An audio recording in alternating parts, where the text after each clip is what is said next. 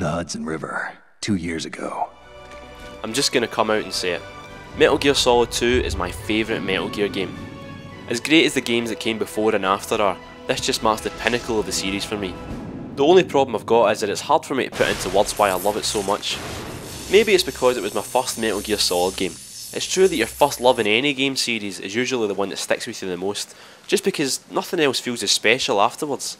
But I like to think there's something more about this game. Something that kept me fascinated and longing for it like an old flame, even while MGS 3 and 4 tried to chat me up. The plot was the first thing that took a hold of me. By video game standards, it's hard to take in the first time, with very lofty ideas. The big switcheroo from Snake to Raiden, the moment that enraged so many fanboys and pulled the rug from under our feet, is vital to the story's impact.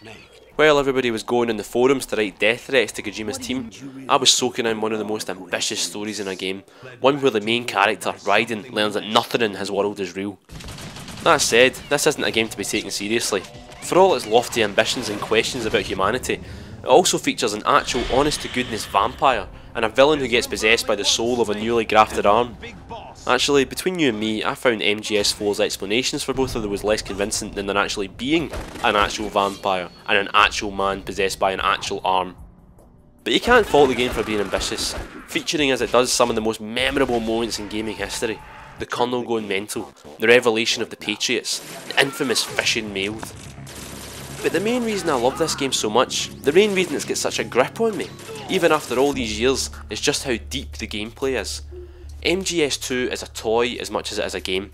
Every room can be played with, every guard can be outsmarted in a million different ways, and if you make any mistakes, those same guards have a million ways to outsmart you. As much as people complain about how the controls feel compared to modern shooting games, for a guy like me who's, well, pish at almost all games involving a gun, they work perfectly. Sometimes I'll load up a save from the end of the game just for that breathless rush through the depths of Arsenal gear, ducking in and out of cover with Snake at Raiden's side. In fact, the whole Arsenal chapter is one of my favourite moments in gaming. How many games are brave enough to take away every item, every weapon, every trick you've learned up till then, even all your clothes, before you try and get by some of the hardest bits? All the guys that complained about that bit were just too scared of the sight of a naked man, too confused with the stirrings in their loins to enjoy what is one of the most ambitious moments of tactical espionage action I've ever seen. Snake! Been waiting long? In a series of truly magnificent games, MGS2 is a triumph.